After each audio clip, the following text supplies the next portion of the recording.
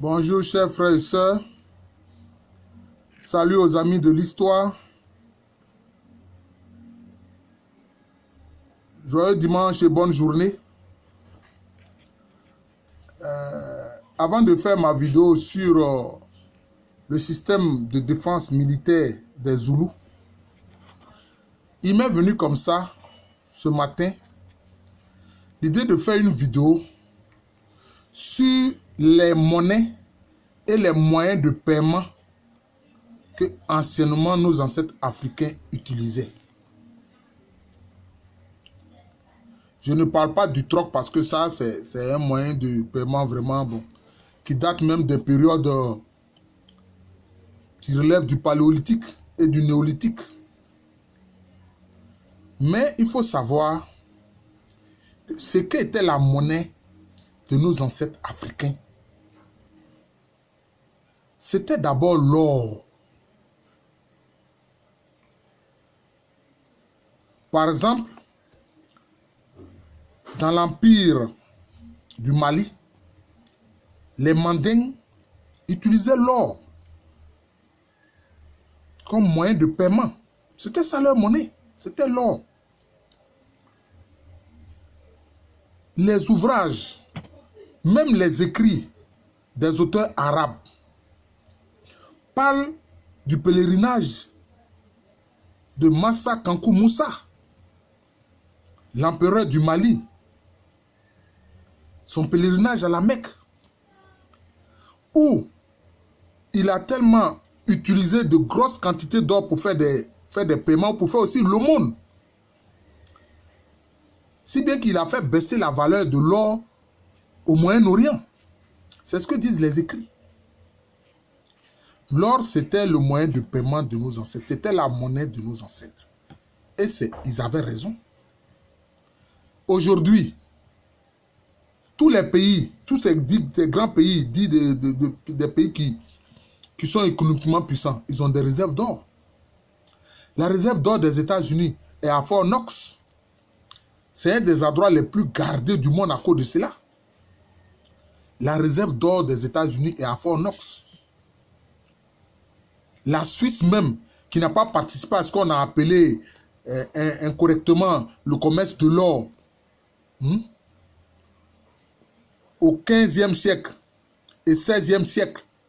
Parce qu'en réalité, les Africains de la côte du golfe de Guinée, dans les échanges avec les compagnies européennes, utilisaient la poudre d'or comme moyen de paiement. Les Européens ont cru qu'ils étaient dans un troc. Or non, pour les Africains, c'était un commerce monétaire. Parce que la poudre d'or, c'est leur monnaie. Donc vous voyez, je viens de prendre l'exemple de l'Empire du Mali, mais aussi sur la côte, notamment sur la côte de l'or, ce qu'on a appelé la côte de l'or. C'était le moyen de paiement de nos ancêtres africains. Donc, il y a eu un véritable quiproquo. Vous voyez? Et quand les Africains sortaient dans ce qu'on appelle, ce qu'on a appelé du moins les poids quand à peser l'or, mais en fait c'était des poids monnaie, c'est-à-dire que quand le marchand africain sort une figurine, ça correspond à une quantité d'or précise. C'était comme ça. Donc on doit les appeler les poids monnaie. Et ça, il faut regarder les travaux. Le travail monumental réalisé par le très regretté professeur Nyangouran Bois Georges, ou Georges Bois Nyangouran. Vous voyez? Quand il sortait une figurine, ça correspond à une quantité précise d'or. Et c'était l'or en poudre. Voilà. C'est-à-dire la poudre d'or. Vous voyez? D'ailleurs, les Européens ne comprenaient rien à ce système-là.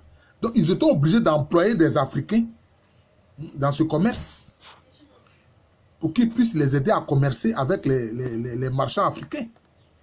Vous voyez?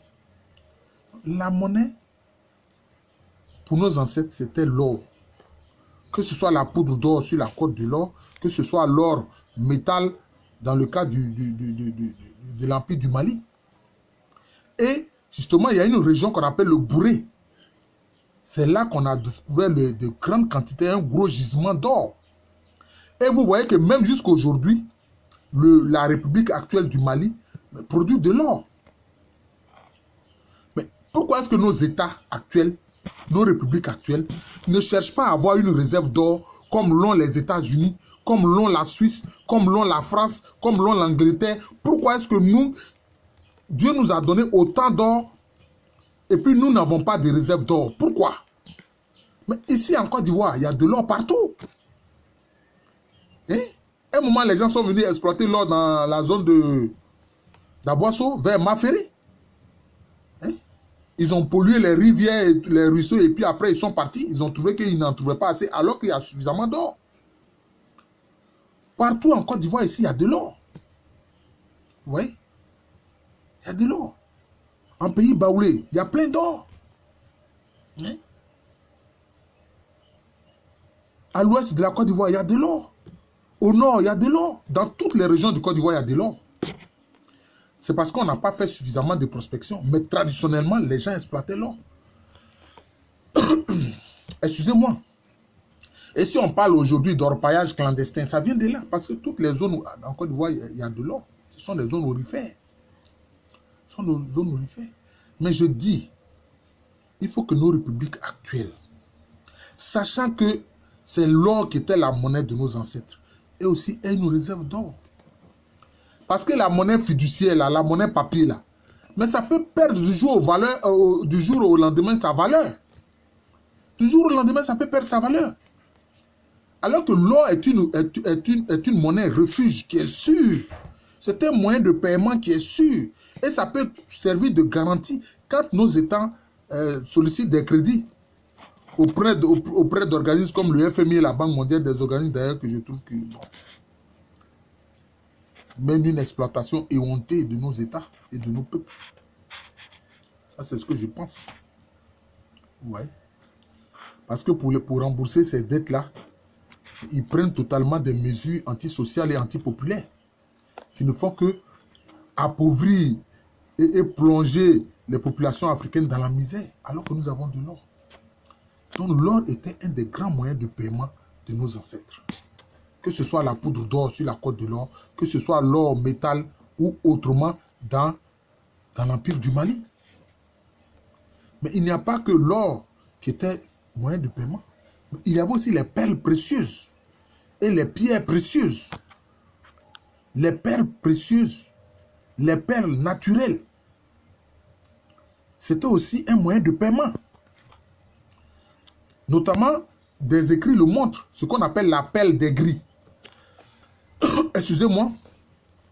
Mais sur la côte de l'or, et même dans la partie lagunaire de la Côte d'Ivoire, toute cette zone lagunaire de la Côte d'Ivoire, mais à côté de la poudre d'or, mais les perles précieuses aussi servaient de moyen de paiement. Vous voyez?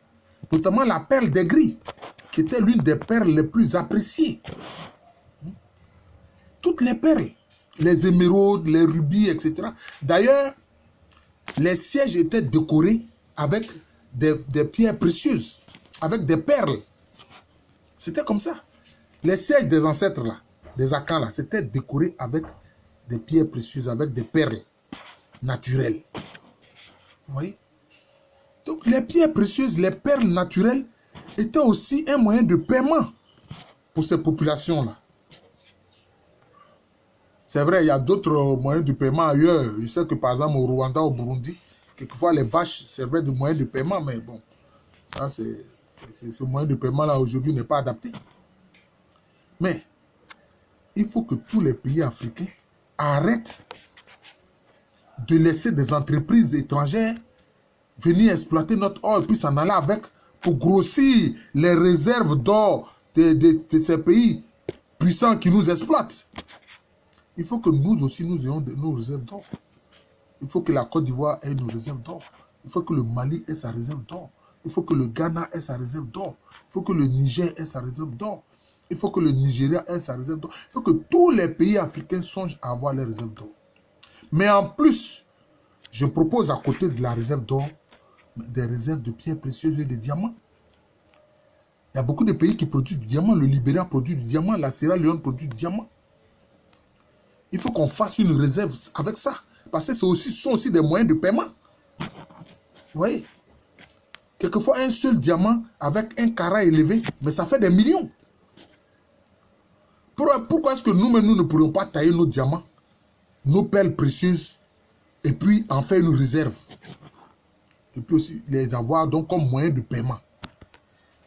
Tout comme on le ferait aussi avec l'or en faisant une réserve d'or. Donc on doit faire une réserve d'or et une réserve de pierres précieuses, de perles précieuses. C'est ça que nos États doivent faire. Comme ça, nous n'aurons plus jamais besoin du FMI ni de la Banque mondiale. On n'aura plus besoin de ça, de ces organismes-là. Parce que l'idéal qui a été à l'origine de la création de ces institutions par les pères fondateurs, cet idéal-là a été dévoyé. C'est pas ce qui se passe aujourd'hui. Oui. Quand le FMI, pour que on rembourse la dette, vient dire vous ne devez plus investir dans les domaines qui ne sont pas immédiatement rentables. Mais ces domaines qui ne sont pas immédiatement rentables, c'est quoi? C'est l'école et l'éducation et puis la santé.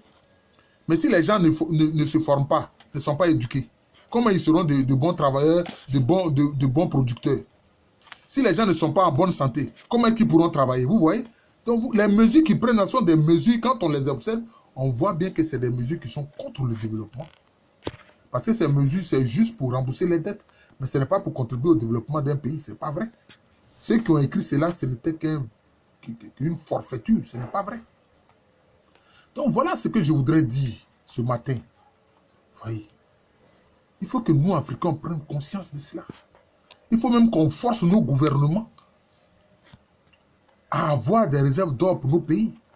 Des réserves de perles précieuses, de diamants et de pierres précieuses pour nos pays. Pour que nos pays soient économiquement solides. Pour que nos finances soient solides. Parce que la monnaie fiduciaire peut se couler très rapidement. Surtout que concernant le CFA, ce n'est même pas nous qui battons cette monnaie. Ce n'est pas nous qui battons cette monnaie. Et vous avez remarqué dans le cas de la Côte d'Ivoire et de beaucoup de pays, les pièces là, les monnaies pièces, 500 francs pièces, 250 pièces, 200 francs pièces, 25 francs, 100 francs. Mais ça fait des années que ça pose problème. Quand tu empruntes un taxi, le taximan te demande, as-tu la monnaie? Pour n'importe quel achat, on te demande, as-tu la monnaie? Les gens n'ont pas la monnaie. Mais si la France ne peut pas produire des pièces parce qu'elle manque de métaux, mais elle n'a qu'à faire des pièces, puisque c'est elle qui fabrique, c'est elle qui bat cette monnaie-là. Elle n'a qu'à faire des choses, des billets de 25 francs, de 100 francs en billets. Faire des billets de 25 francs, de 100 francs, hein, de 500 francs. Bon, 500 francs, au moins le billet de 500 francs, ça existe. Faire des billets de 100 francs, de 50 francs, de 25 francs, de 10 francs et de 5 francs. Pour que nous soyons au moins soulagés. Parce que ça fait des années que hein, cette souffrance dure. Il n'y a pas de monnaie, il n'y a pas de monnaie.